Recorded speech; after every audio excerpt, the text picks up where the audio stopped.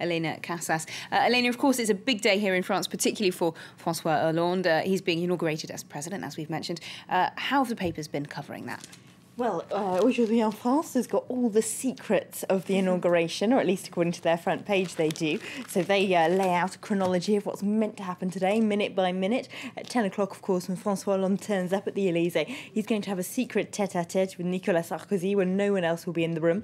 So what exactly is the outgoing president going to pass over in that talk? We don't really know, but legend would have it they would tell them where the nuclear weapons are and where the red button is, should you ever want to use them. To be a fly on the wall for that. I know. Exactly, although whether or not that's just a legend, we don't quite know. He's equally likely to be telling Hollande what jobs he wants some of his staff in the Élysée to go into and that kind of thing.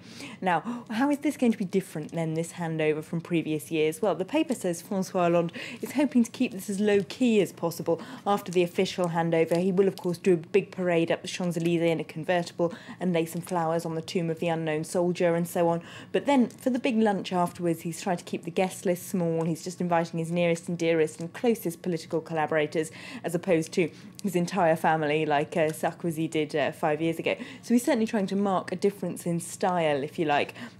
Quite what the relationship between the two men will look like when they actually have to shake hands and hand over power officially today, we don't quite know. It's unlikely to be as bad as they point out in Le Figaro, going back over previous transitions, as in 1981 when the then outgoing right-wing president Valéry Giscard d'Estaing handed over power to François Mitterrand and was then booed by Mitterrand's supporters as he walked out on the red carpet. They do report that today a group of UMP supporters will be on hand to kind of shepherd Sarkozy out to make sure he doesn't get too negative a reaction today.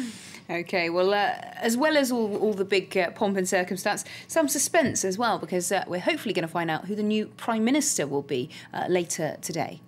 Yes, Libération this morning put a Rubik's Cube on their front page.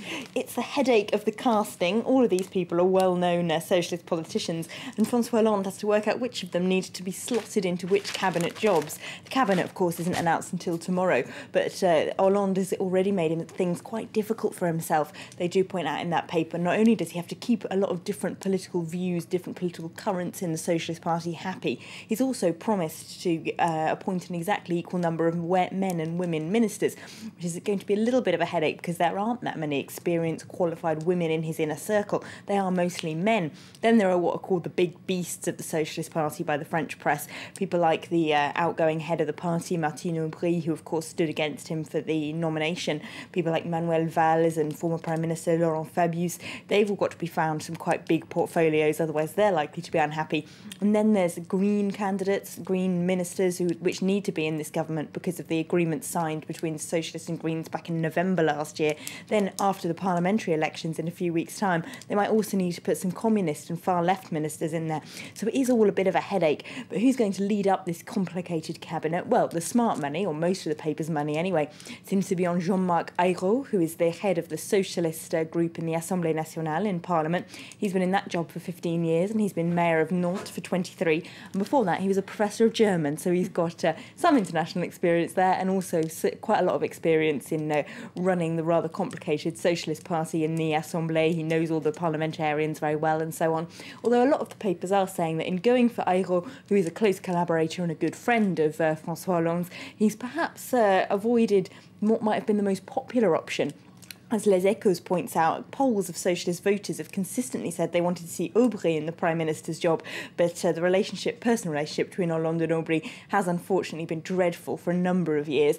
She threw some insults at him during the socialist primary campaign that he's yet to forgive her for by calling him a weak left, and there's no love lost between the two of them, unfortunately. So the papers are expecting a great big ministry that might bring together different departments like culture, education and youth might be created just for her. OK, well, of course, as you mentioned, a big dinner as well today, but in Berlin, because François Hollande's going to be meeting with Angela Merkel.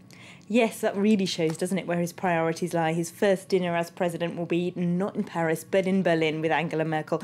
La Croix are having a look at this on their front page. They're very briefly, the trip to Berlin is what really matters today, they say. They reckon that François Hollande and Angela Merkel are unlikely to start seeing eye to eye straight away, but their personal relationship is going to be key to the future of Europe. OK, well, thanks very much indeed, Elena, for that look at today's French papers. And don't forget, of course, you can follow that inauguration ceremony live here on France 24 at 9:50 a.m. Paris time. Well, it's time now for a reminder of our top stories here on France 24 this hour. No honeymoon for France.